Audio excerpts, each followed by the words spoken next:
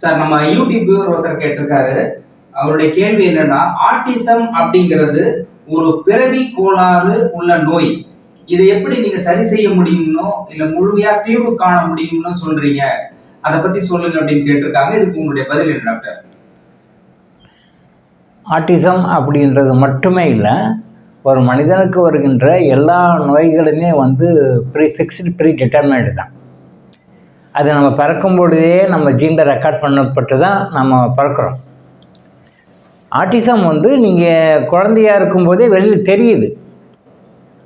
மற்ற வியாதிகள் அது ஹைடட் பண்ணி வச்சிருக்கு. அது ஒரு ஸ்டேஜில் எவால்வ் ஆகி வெளியில் வருது, அவ்வளோதான். நல்லா புரிஞ்சுக்கோங்க. எல்லாமே ஆல்ரெடி ப்ரீ டிட்டர்மைடு தான்.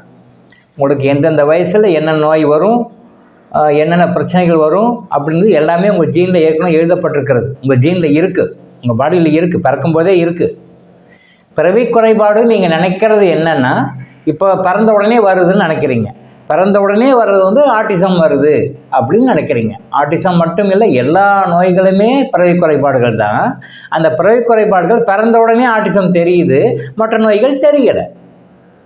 ஒரு குறிப்பிட்ட நோய் அந்தந்த குறிப்பிட்ட காலகட்டத்தில் வரும்போது இந்த வயசில் தான் வருது அப்படின்னு நீங்கள் நினைக்கிறீங்க. இல்லை, உங்கள் ஜீனில் ஆல்ரெடி ரெக்கார்டட்.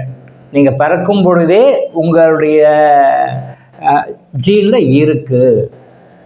நீங்கள் கரெக்டாக அரஸ்கோப் கணிச்சிங்கன்னா உங்கள் ஜாதகத்தில் இருக்கும். இந்த பீரியடில் இந்த டைமில் இந்த நோய் வரும்ன்றது கரெக்டாக இருக்கும். இந்த பீரியடில் இந்த நோய் உங்களுக்கு குணமாகும்னு கரெக்டாக இருக்கும்.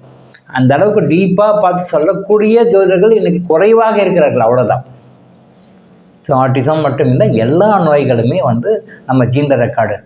நான் அடிக்கடி சொல்லுவேன், எல்லாமே பூர்வ ஜென்ம கர்ம வினையினால் வருகின்றன. நாம் நம்பினாலும் நம்பலைனாலும், கிரிட்டிசைஸ் பண்ணாலும் கிரிட்டிசைஸ் பண்ணலைனாலும் அதுதான் உண்மை. உண்மை அதுதான். அப்போ அந்த கர்மைக்கு நம்முடைய ஃபோர் ஃபாதர்ஸ் மூலமாக நம்முடைய ஜீனில் அப்படியே ரெக்கார்டாகி வருது.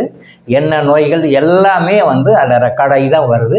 அந்தந்த பீரியடில் அது எவால்வ் ஆகும். இந்த பீரியடில் அந்த பீரியடில் அப்படின்னு சொல்லிட்டு அந்த டைமில் எமர்ஜ் ஆகி வெளில வரும். ஸோ ஆட்டிசம் அப்படின்றது எந்த காரணத்தை கொண்டும் பிறவி குறைபாடு அப்படின்றது மட்டுமே முத்திரை குத்தப்படக்கூடாது. அது பிறவிகளை சீக்கிரமாக தெரியுது, அவ்வளோதான். மற்ற வியாதிகள் லேட்டாக தெரியும்.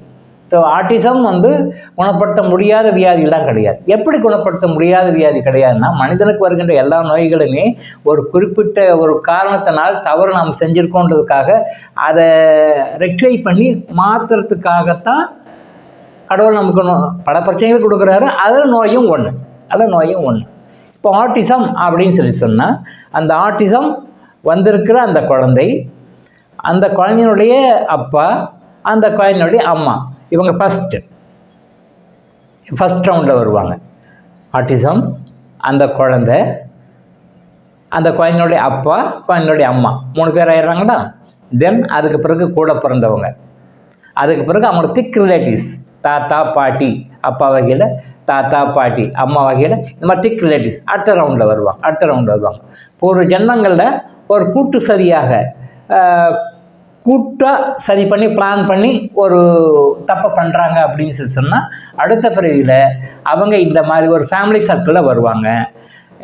ஃபேமிலி சர்க்கிள் அப்படிங்கும்போது சம்மந்தப்பட்டவங்களுக்கு ஒரு நோய் வரும். அது சம்மந்தப்பட்டவங்களுக்கு அவங்க சஃபர் ஆகுறாங்கன்னா அவங்கள சுற்றி மற்றவங்களும் பாதிப்பாங்க. இப்போது ஆட்டிசம் குழந்தைய எடுத்துக்கோங்க. அந்த குழந்தைய பராமரிக்கிறது, அதை மெயின்டைன் பண்ணுறது, அது எல்லாமே பெரிய கஷ்டம். Well comparing with other parents, இவங்க ரொம்ப டெடிக்கேட்டடாக பண்ணணும். ஏன்னா ஒரு ஜென்மங்களில் அவங்க சேர்ந்து செய்த அந்த கூட்டு சதியினால், கூட்டு தவறுனால அதை குரூப்பாக இப்போ அனுபவிக்கணும்.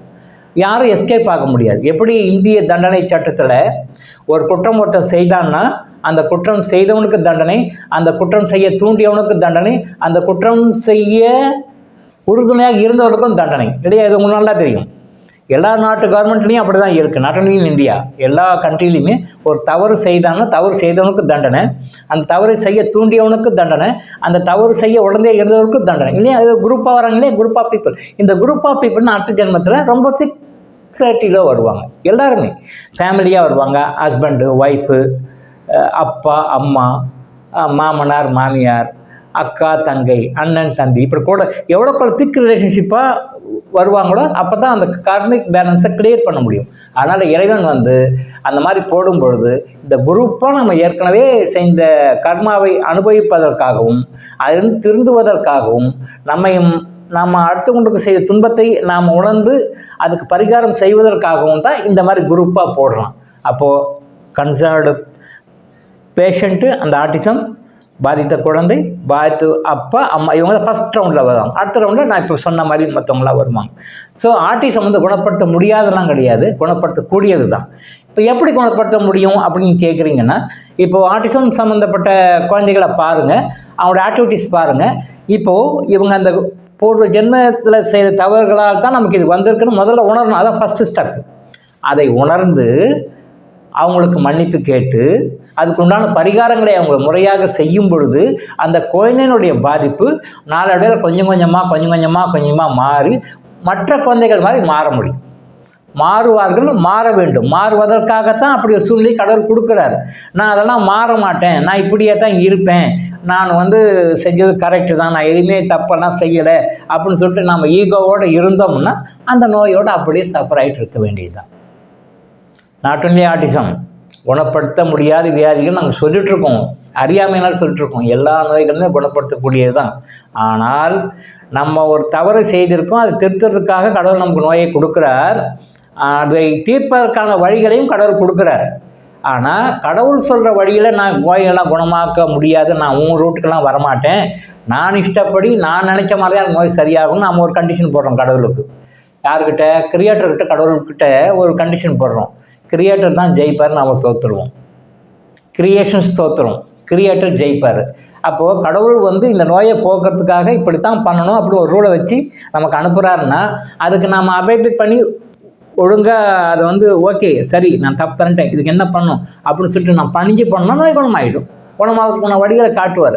அதெல்லாம் முடியாது அப்படின்னு சொல்லிட்டு நாம் அந்த ஈகோவோடு நாம் நின்று நான் இப்படி தான் செய்வேன், நான் இப்படி தான் ட்ரீட்மெண்ட் எடுப்பேன், இப்படி தான் பண்ணணும், இதெல்லாம் மாற்றிக்க மாட்டேன், நான் இப்படி தான் செய்வேன் அப்படின்னு சொல்லி சரி பார்த்துக்கோ அப்படின்னு சொல்லிட்டு விட்டுருவார்.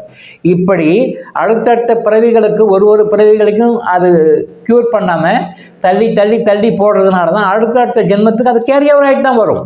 அதை வந்து எஸ்கேப்பெல்லாம் ஆக முடியாது. இப்போ இந்த ஜென்மம் முடிஞ்சு போச்சு, ரைட் ஓவர், ரைட் டன், அடுத்த பிறவி அப்படிதான் போகும். அது கேரி ஓவர் ஆகிட்டே வரும்.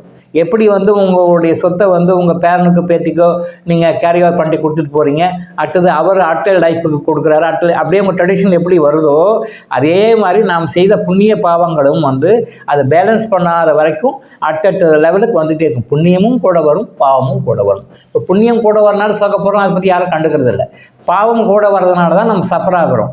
இந்த ஆட்டிசம் குழந்தைங்கள்லாம் வர்றது எல்லாம் வந்து குறைஞ்சபட்சம் 7-8 ஜென்மங்களாக அது எந்த விதமான முயற்சியும் எடுக்காமல், எந்த விதமான ஒரு அதை மாற்றுறதுக்கான முயற்சி எடுக்காமல் போகிற போக்கில் அப்படியே போஸ்டர் பண்ணிட்டே வர்றதுனால தான் அடுத்தடுத்த லெவல் வரும்போது அதிகபட்சமாக உட்டக்கட்சமாக அது வந்து ஹையஸ்ட் லெவலில் தான் வந்து ஆட்டிசமாக வருது.